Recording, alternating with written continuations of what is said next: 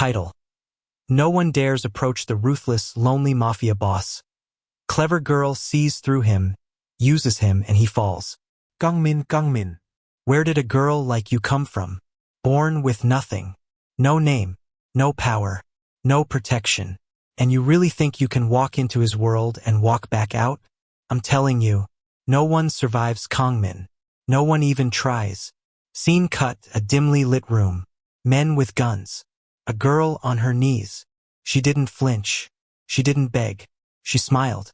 You're surrounded by people, she said quietly, but you're completely alone. The guards froze.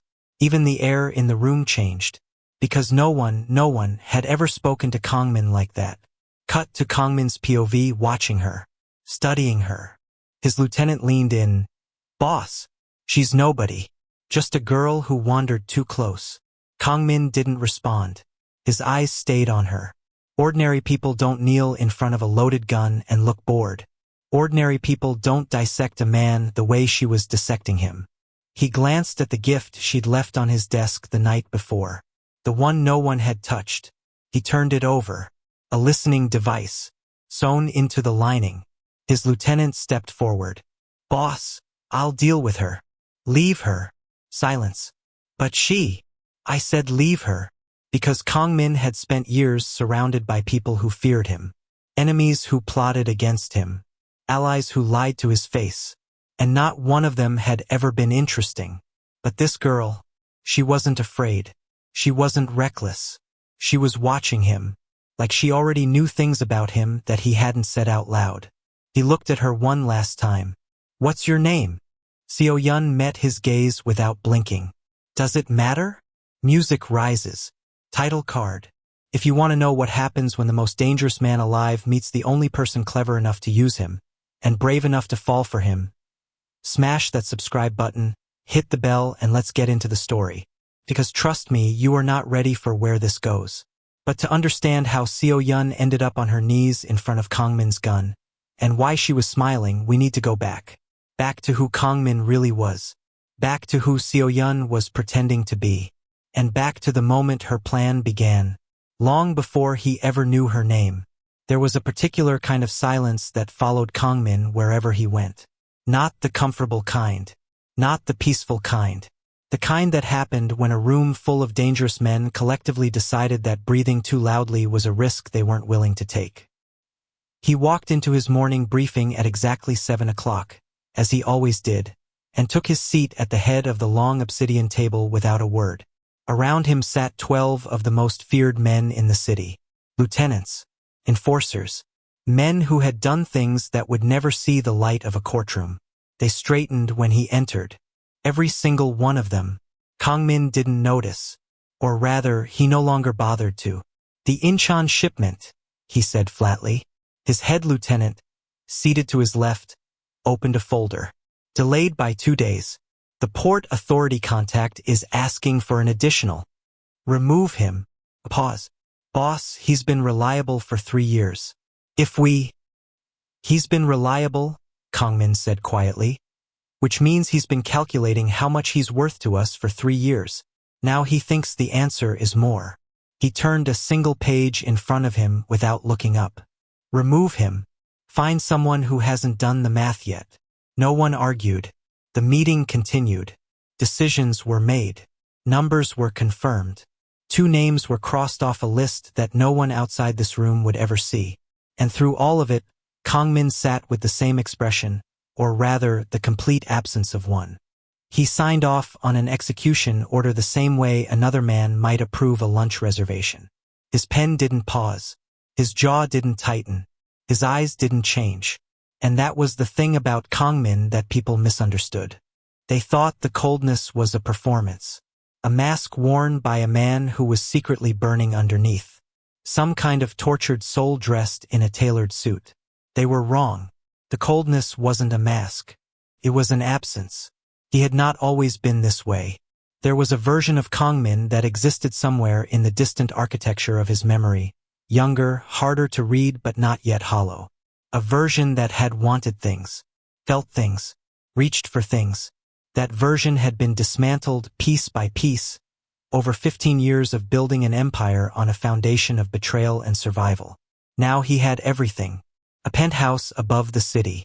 An operation that moved more money in a month than most governments saw in a year. Loyalty bought and enforced and reliable, in the way that fear always made things reliable. He had everything, and he felt absolutely nothing about any of it. That morning, after the briefing, he stood at the floor-to-ceiling window of his office and looked out at the city spreading below him. His city in every way that mattered. And he stood there for a long moment, waiting for what he couldn't have said. Satisfaction, maybe. A reason. Something. Nothing came.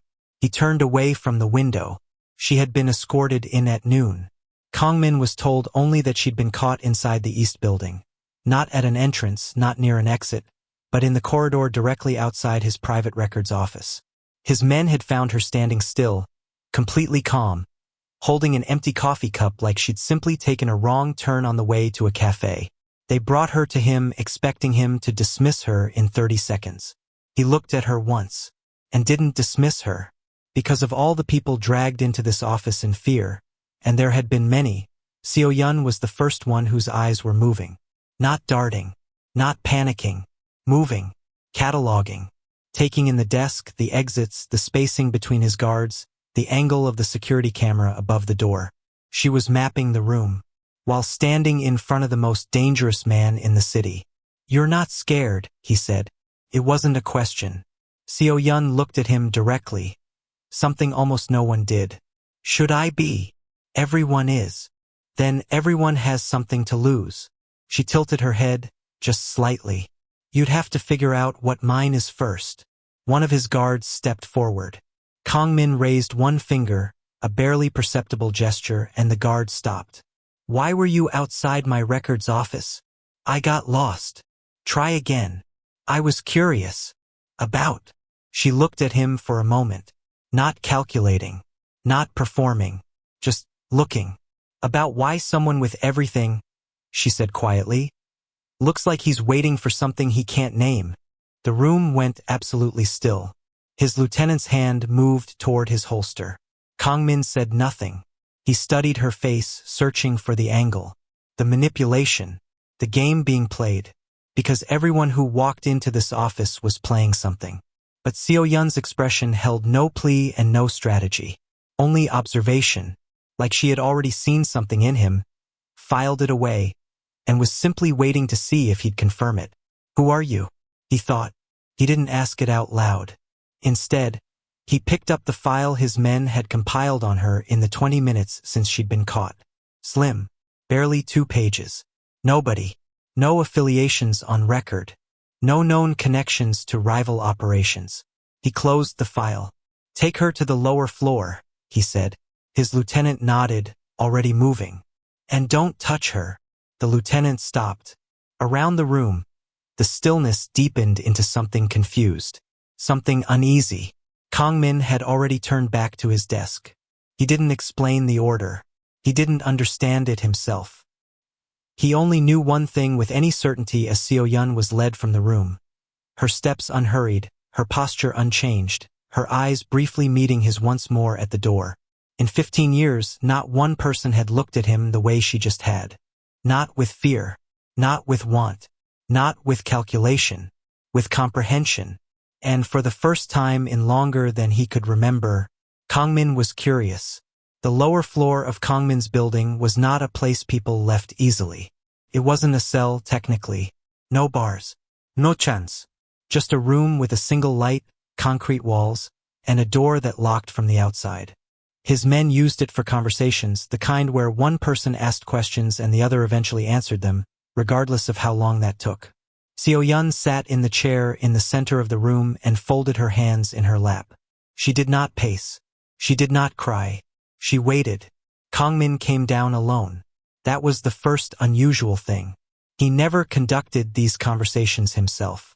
That was what lieutenants were for. That was what the entire architecture of his operation was built around: distance, insulation. He made decisions. Others executed them. He did not sit in small rooms and ask questions. And yet, he pulled the chair from across the table, turned it around, and sat with his arms folded across the back. He looked at her for a long moment without speaking. Seo-yeon looked back. "You've been watching me since I walked in," he said finally. "You've been watching me since I sat down," she replied. "I'm deciding what to do with you." "I know." She glanced briefly at the door, then back to him. "You haven't decided yet. That's why you came yourself." His jaw tightened barely, a movement most people wouldn't have caught. She caught it. "Ask me what you actually want to ask," she said calmly. "I want to know who sent you." "No one." "That's not believable." "I know." She held his gaze without wavering. "But it's true." Silence settled between them like something physical. Kang-min studied her the way he studied everything, looking for the fracture point. The place where the performance cracked and the real thing showed through. Nothing cracked. "You said something upstairs," he said, "before my men brought you down." Seo-yeon waited. "You said I was waiting for something I couldn't name." His voice was even, controlled. "Explain that." She was quiet for a moment. Not hesitating, he realized. Choosing. There was a difference. "You walked into that room this morning," she said, "and 12 men went rigid with fear. You gave orders and people disappeared from the world because of them." She paused. "And you felt nothing. You don't know what I felt. Your coffee sat untouched for 40 minutes. You stood at the window after the meeting for 7 minutes without moving." She tilted her head slightly. "People who feel satisfied by their lives don't stare out of windows like they're looking for something that isn't there." The silence that followed was a different kind. Heavier. Kang-min's expression didn't change. But something behind his eyes did, a barely perceptible shift, like a door that had been opened 1 inch before someone caught themselves and stopped. "You're tired," she said quietly. "Not you seem tired. Not you look tired. You're tired." Stated. Certain. Like she was reading something written clearly across him that he'd spent years teaching everyone around him not to see. He stood up abruptly. The chair scraped back across the concrete. He turned away from her, one hand pressed flat against the wall, and stared at nothing for a long moment. This was not how these conversations went. He asked questions. He controlled the room. He decided when something was finished. "You're very bold," he said, his back still to her. "For someone who has every reason to be careful right now." "Careful hasn't kept anyone safe from you," Seo-yeon said. "So I'm trying something else." "Which is?" "Honest." He turned then, slowly, looked at her with something that wasn't quite anger and wasn't quite interest. Something caught between the two that he didn't have a clean name for. "Honesty doesn't protect you here. Neither does lying." She met his gaze steadily. "I'd rather be interesting than safe." He stared at her. Who talks like this? He thought. Who sits in this room, in this chair, and talks like this? Not a spy. Spies were trained to perform fear. Just enough to seem human, not enough to seem weak. This wasn't performance. She was simply unafraid. And that, more than anything she had said, was what he could not categorize. His lieutenant was waiting outside the door when Kang-min emerged. "Boss." He fell into step immediately. "I'll take care of her. Quick and quiet, no trace." "No." The lieutenant slowed. "Boss." She was outside the records office. "She knows. She knows nothing we can confirm." Kang-min kept walking. "And she stays." A pause. "Stays." Upstairs. The East guest room. He didn't break stride. "Have someone bring her food." His lieutenant stopped walking entirely. Down the corridor, 2 other guards exchanged a glance. Fast, careful, the kind of look that said, "Did you hear that?" without saying a single word. No one followed Kang-min with more questions. No one dared. But later that night, alone in his office, Kang-min sat in the dark for a long time. He wasn't thinking about the Incheon shipment. He wasn't thinking about the name crossed off the morning list. He was thinking about the way she'd said it. "You're tired." Not as an insult. Not as a weapon.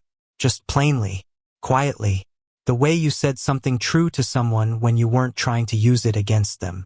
He pressed 2 fingers to his jaw and stared at the ceiling. In 15 years, no one had ever said a true thing to him without wanting something specific in return. He didn't know what Seo-yeon wanted. And that, he realized, sitting alone in the silence of his empire, was the most dangerous thing about her. She should have been gone within 3 days. That was the unspoken rule of Kang-min's world. People passed through it. Quickly.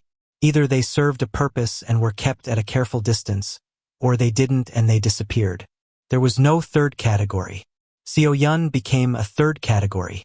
By the end of the first week, she had learned the names of every guard on the morning rotation. Not by asking, by listening.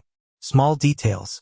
The way one of them favored his left side when he stood too long. The way another always checked his phone at exactly 11:15. She filed these things away without comment, without expression, the way someone files documents they intend to retrieve later. Kang-min noticed. He said nothing. She was given the east guest room and told, implicitly, not to wander. She wandered. Never far enough to trigger alarm. Never into spaces that would force his men to act. Just gradually, quietly, further than the day before. The corridor outside her room. The floor below. The east wing hallway that ran parallel to his private office. She was mapping. And she was doing it so naturally, so unhurried, that by the time his lieutenant brought it to his attention, she had already been doing it for 5 days. She's learning the building, his lieutenant said. I know, Kang-min replied. Then I'll restrict her movement. No. His lieutenant stared at him. Kang-min kept his eyes on the document in front of him. Watch her. Don't stop her. He told himself it was strategic, that keeping her close and observable was smarter than pushing her into corners, that the moment she revealed her real purpose, he'd have everything he needed. He told himself that. It started with the office. He was in the middle of a call when she appeared in the doorway. Not knocking, not announcing herself, simply standing there holding 2 cups of coffee with the same calm expression she wore everywhere. He looked at her. She looked at the empty chair across his desk. He said nothing. She sat down. He finished his call. She set 1 cup on his side of the desk and held the other with both hands. You shouldn't be in here, he said. Probably not, she agreed. He picked up the coffee. Didn't send her out. After that, it happened again. And again. She appeared at the edges of things, seated near the back of rooms during supply discussions, present in the corridor when he walked between meetings, visible in the periphery of moments that were supposed to be contained to his most trusted people. His men grew uneasy. He could feel it, the sideways glances, the tension around her presence, the unasked question hanging in every room she entered. Why is she still here? Kang-min had no answer that satisfied even himself. Your lieutenant hates me, she said one evening. Kang-min didn't look up from his desk. Most people here do. He's scared of me. A pause.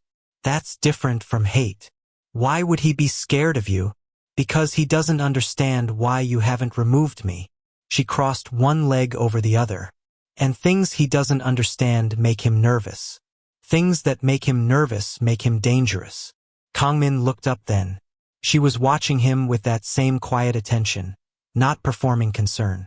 Just stating something she'd observed matter-of-factly, the way she stated everything. Are you warning me? He asked. I'm telling you what I see.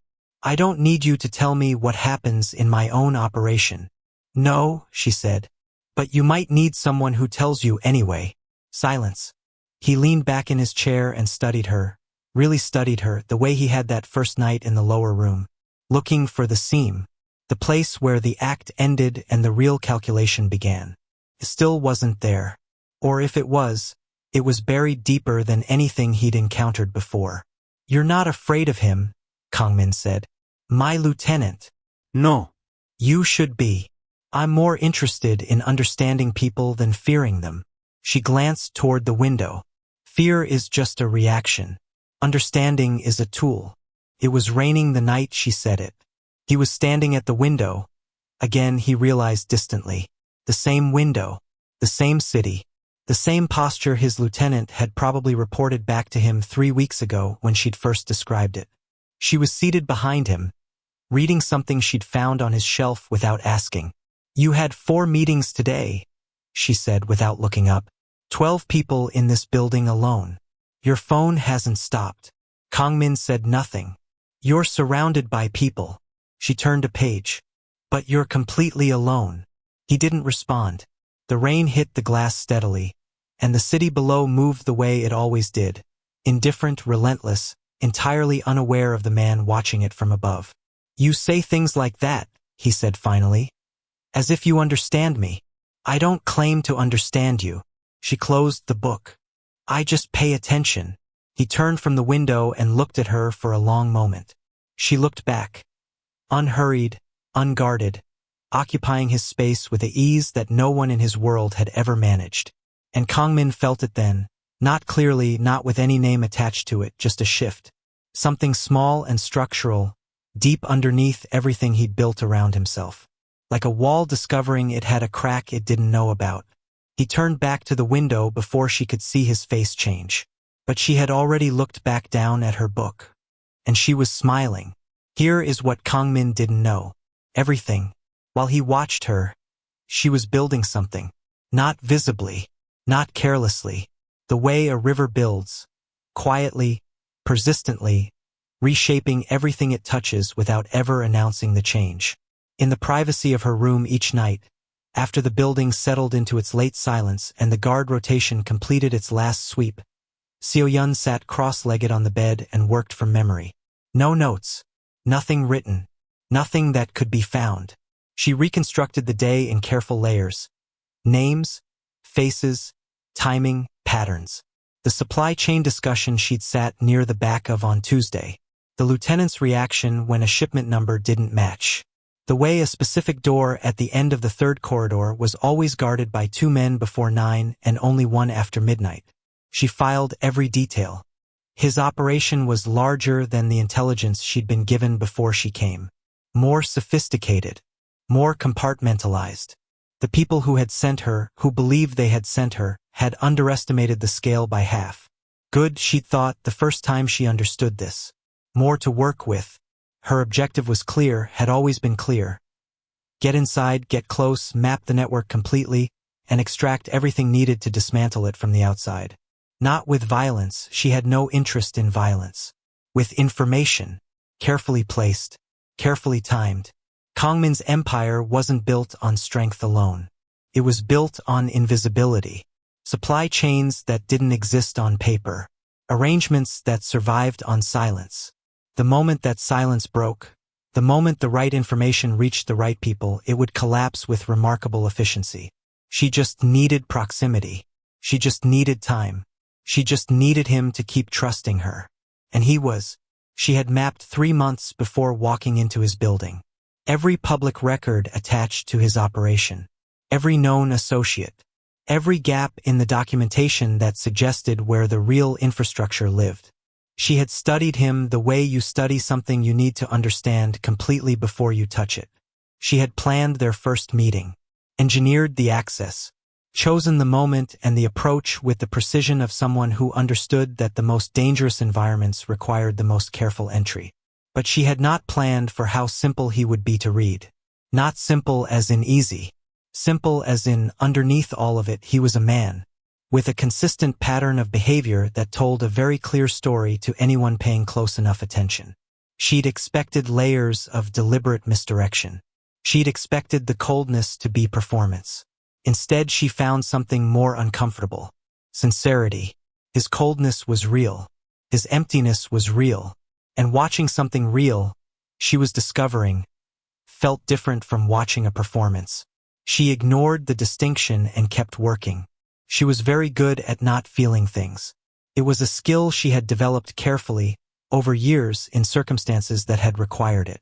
Feeling things made you slow, made you reactive, made you make the kind of decisions that looked like choices but were really just emotions in disguise.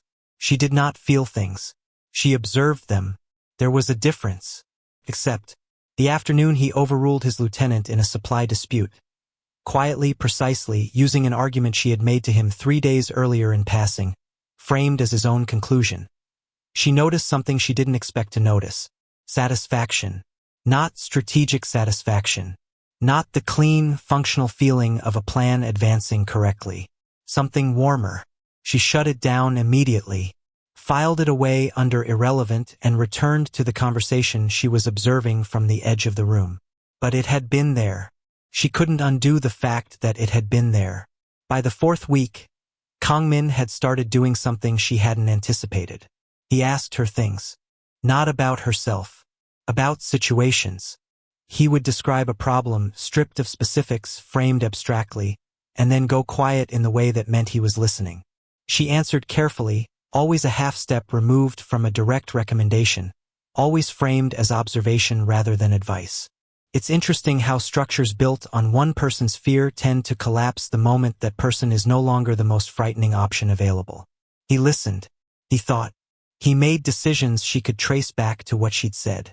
She was influencing his operation. From the inside. Precisely as planned. Everything is on track, she told herself. She almost believed it. She found the anomaly on a Thursday. She hadn't been looking for it specifically. She'd been cataloging the week's patterns, running her nightly reconstruction, when something surfaced that didn't fit. A delivery, rerouted twice in 3 days through 2 of Kang-min's most trusted internal channels. A guest scheduled for the following Friday's private dinner who appeared in her pre-mission intelligence under a different name. Attached to a rival operation she knew had every reason to want Kang-min gone. Separately, the details meant nothing. Together, they meant someone inside his circle had opened a door for something that was coming. Seo-yeon sat very still for a long moment. This was not her problem, she reminded herself. Her objective was information. Her objective was the network. What happened to Kang-min personally was not part of her plan and not her responsibility. She closed her eyes briefly. He's still useful, she told herself. I need him functional. That's all this is. She reopened her eyes. Began running the timeline forward in her head. The dinner, the guest, the rerouted delivery. The specific seat Kang-min always occupied at his own table like a man who had never once considered that routine could be a weapon used against him. 7 days. She had 7 days to decide whether to say something. She told herself she was still deciding. But she already knew the answer.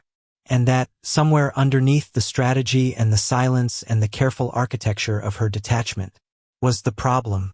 The dinner was held on a Friday. As it always was. As Kang-min had held it every 3rd Friday for 11 years. Same floor, same table, same seat. A ritual dressed as hospitality. 8 guests carefully selected. Food and conversation and the quiet display of control that passed for socializing in his world. Seo-yeon had spent 7 days watching the guest list. She wasn't supposed to be there. The Friday dinners were closed. No staff beyond the 2 who served. No exceptions.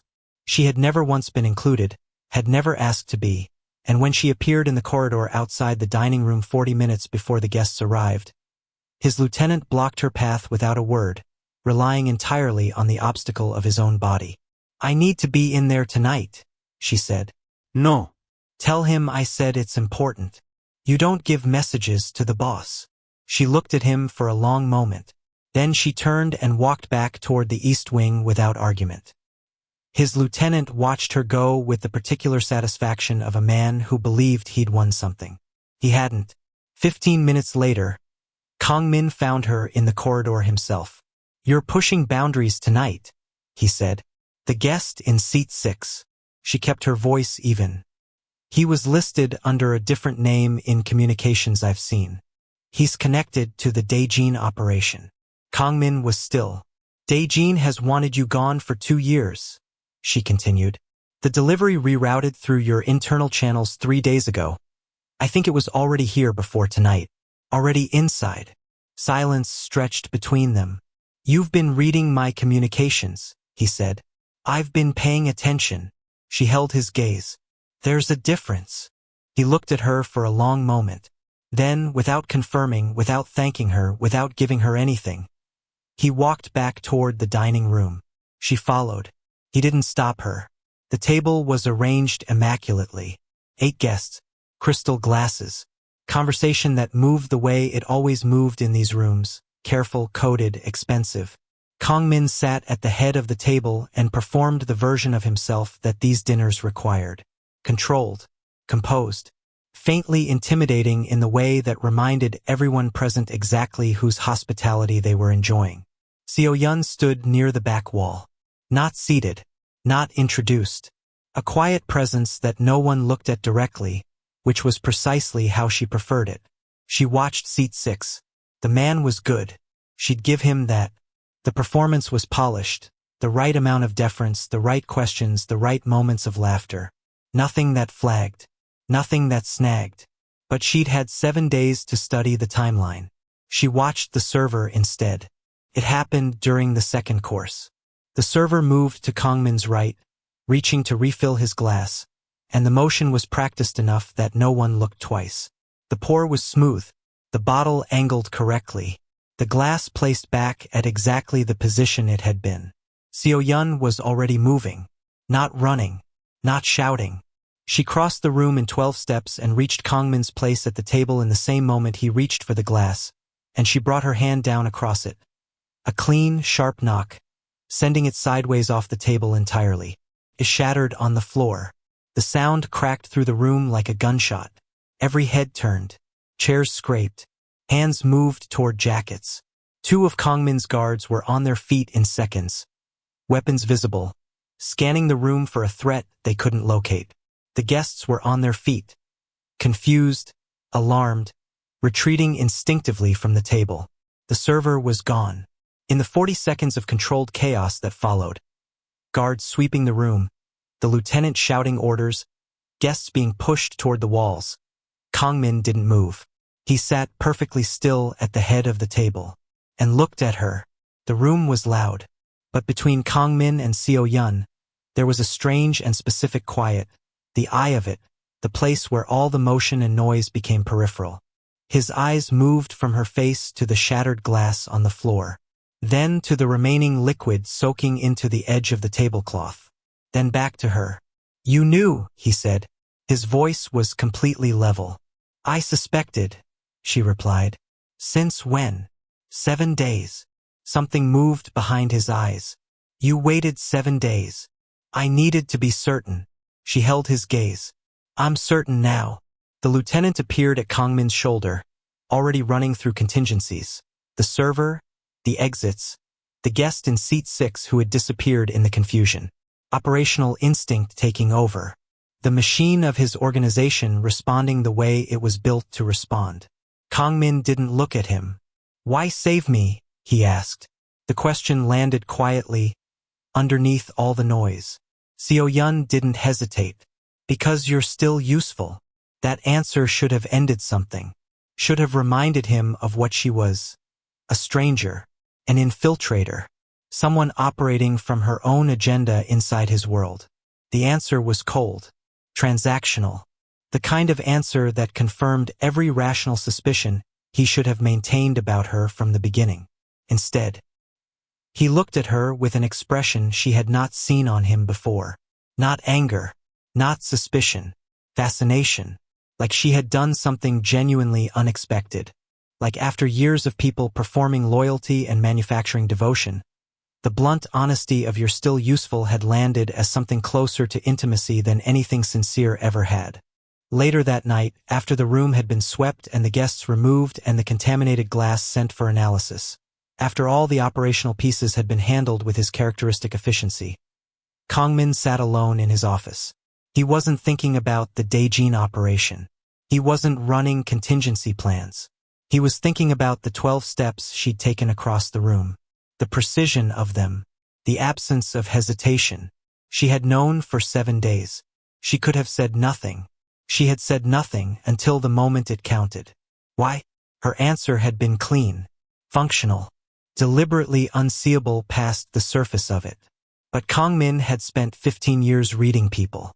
And underneath "you're still useful," in the half-second before she'd said it, he had seen something flicker. Something she'd covered quickly. Something she clearly hadn't intended to show. He pressed his thumb against his jaw and stared at the ceiling for a long time. For the first time in years, Kang-min wasn't certain about something. And he found that he didn't entirely mind. He found it on a Tuesday. Not because he'd been looking, or rather, not because he'd admitted to himself that he was looking. He'd framed it as routine. A standard internal review. The kind of audit he ran periodically on anyone with extended proximity to his operation. That was what he told himself. It took his analyst 4 hours. 4 hours to pull the thread that Seo-yeon had buried across 7 different layers of careful distance. The false access points, the borrowed identities, the intelligence gathered through channels that technically didn't connect back to her at all. Technically. But Kang-min's analyst was very good. And once the first thread surfaced, the rest followed with quiet, damning efficiency. She had been tracking his operation for 4 months before she ever walked into his building. The shipping routes, the financial architecture, the internal hierarchy, not the visible one, the real one, the structure beneath the structure that he kept deliberately invisible. She had mapped significant portions of it from the outside before she ever stepped inside. Their first meeting hadn't been an accident. The empty coffee cup, the corridor outside his records office, the precise, unhurried calm of a woman who hadn't wandered into the wrong place, who had walked into exactly the right place at exactly the right time, because she had spent months calculating what the right place and time would be. The analyst set the file on his desk and left the room without being asked. Kang-min sat with it for a long time. He didn't feel what he expected to feel. He'd expected anger. Clean, functional, familiar. The kind that simplified decisions and removed complications. Instead, he felt something quieter. Something that sat in the chest without a clean name. He turned a page. Then another. Read the timeline of her movements, the patience of it, the precision, and found himself thinking, with a detachment that disturbed him slightly, this is extraordinary work. He closed the file and went to find her. She was in the library. His library, the room she'd claimed gradually over 6 weeks the way she claimed everything, through consistent, unhurried presence until it simply became a fact. She was reading when he walked in. She looked up. Read his face in approximately 1 second. Set the book down. Neither of them spoke immediately. Kang-min crossed the room and set the file on the table in front of her. Not thrown, not slammed. Placed. Deliberately. He pulled the chair across from her and sat down. For months, he said. Seo-yeon looked at the file. Then back at him. She didn't attempt to explain it. Didn't reach for the file. Didn't perform surprise or mount a defense. She simply waited. You used me, he said. The words landed in the room without inflection. Not a question. Not even an accusation, quite. A statement submitted for confirmation. Yes, she said. 1 word. Unqualified. The room held the admission between them. Kang-min studied her face. The composure of it, the absolute absence of apology, and felt something move in him that he couldn't immediately locate. Not anger. Still not anger. You planned the first meeting. Yes. The corridor. The coffee cup. Yes. Everything. She held his gaze steadily. Most things. He leaned forward slightly, arms resting on the table. Then tell me one thing you didn't plan. The question landed differently than the others. She felt it. He watched her feel it, watched something shift behind her eyes before she controlled it. She said nothing. You saved my life, he said quietly. That wasn't in the plan. Silence. Was it? Seo-yeon looked at him for a long moment. When she spoke, her voice was level, but something underneath it was not. No, she admitted. That wasn't in the plan. You used me, he said again, slower this time, turning it over. And then, quietly, with the precision of someone who had been thinking about it since he read the first page of the file. But you let me. She looked at him. I let you, he said. I knew something was wrong from the beginning. I felt it. I'm good at feeling it.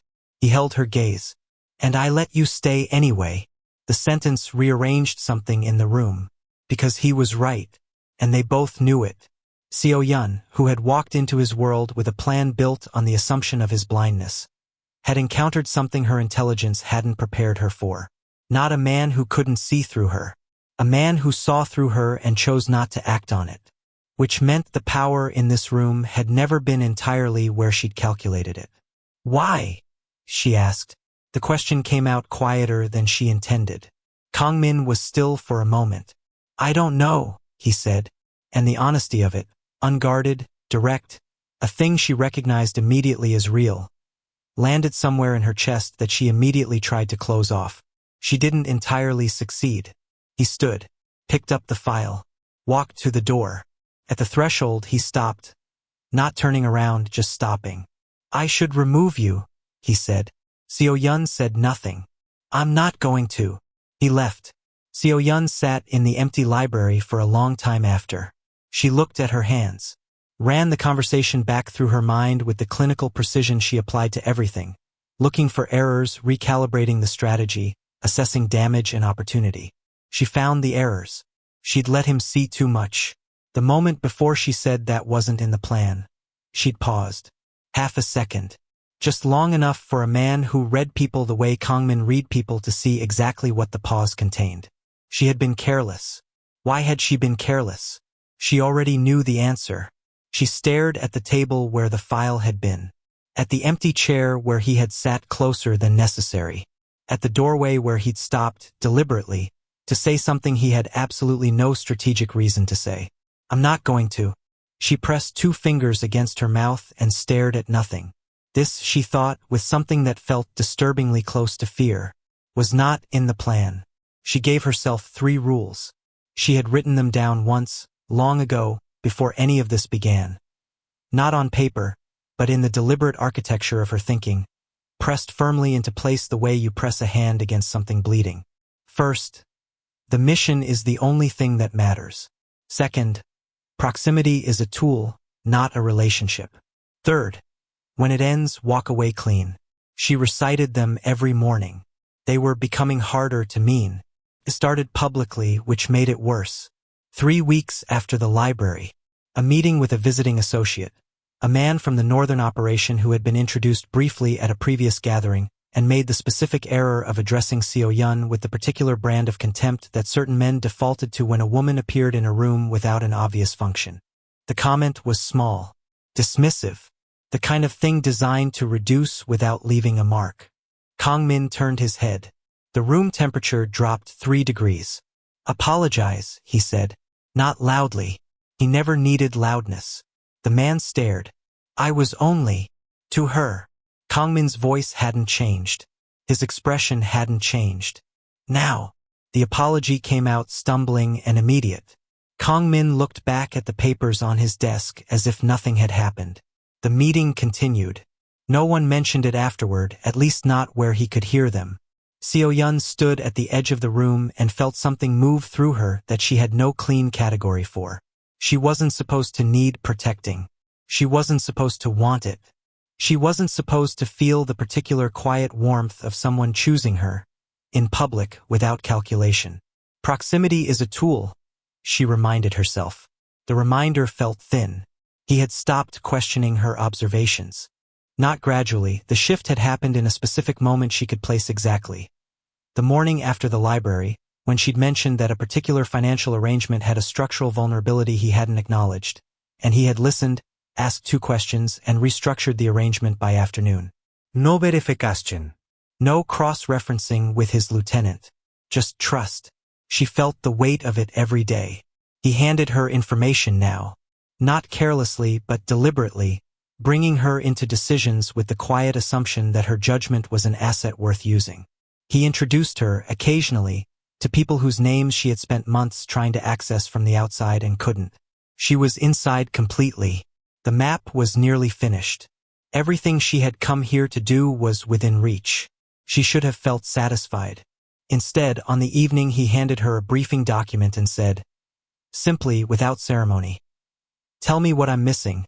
She looked at the document and thought, with a clarity that was genuinely alarming, "I don't want to be the reason this falls apart." She shut the thought down, opened the document, did her job. Her contact had been waiting for 3 weeks. She knew this. She felt it, the pressure building at the edges of her silence, the increasingly urgent framing of the check-ins she'd been managing with deliberate vagueness. Delays in access, timeline adjustment, trust building requires more time. All of it true, none of it complete. The complete truth was that she had the information she'd come for, had possessed most of it for 2 weeks. The network map was not fully finished. There were 2 financial corridors she hadn't confirmed, but she had enough. Her contact would say she had more than enough. She hadn't sent it.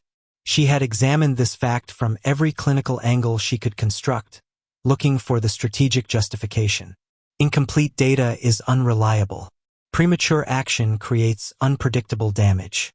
The two unconfirmed corridors could significantly alter what happens. All true. None of it was why she was waiting. She sat in her room one night and allowed herself, briefly, to hold the real reason without flinching from it. She didn't want it to happen yet. Didn't want the ending to arrive before she'd decided what to do with the thing accumulating in her chest that had no name she was willing to use. She gave herself one more week. Her allies didn't give her one more week. The message came on a Wednesday, routed through a channel she'd established months ago, embedded in ordinary information she received routinely. Short, direct. We're moving Friday. With or without final confirmation. Position yourself accordingly. Seo-yeon read it twice, then set it down. With or without. Meaning they had found another access point. Meaning her hesitation had been noticed and interpreted correctly as something other than strategy. Meaning the operation was no longer waiting on her. She stood at her window and watched the city the way she'd watched Kang-min watch it. Looking for something in it that wasn't there. Friday. 48 hours. She thought about 3 rules she'd given herself.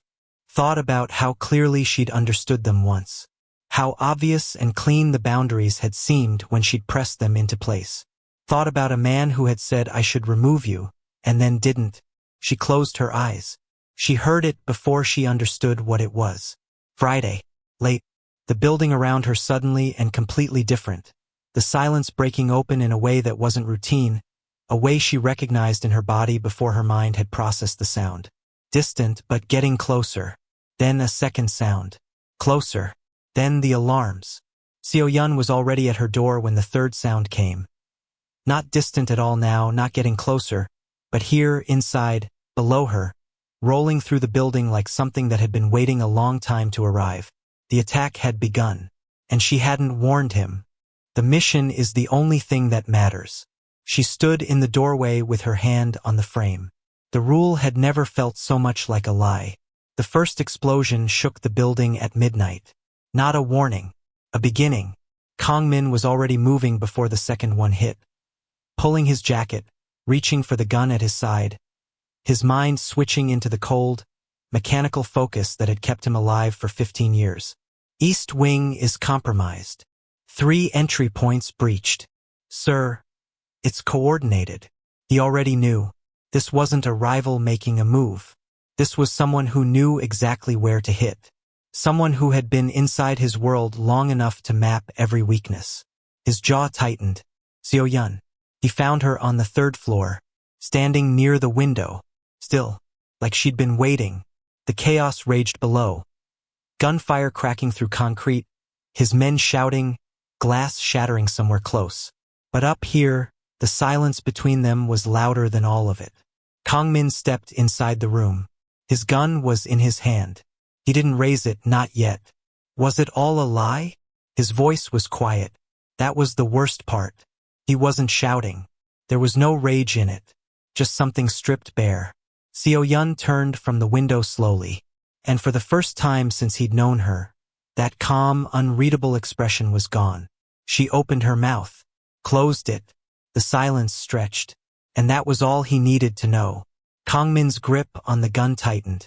Every instinct he had, everything that had built his empire, everything that had kept him breathing, told him exactly what to do next. She had been the threat all along. She had planned it, mapped it, used him. His finger rested against the trigger. 1 breath. 2. Then slowly he lowered the gun. Run, he said. Seo-yeon blinked. What? Run. His voice didn't waver. Right now. Before I change my mind. She didn't move. Kang-min. Don't.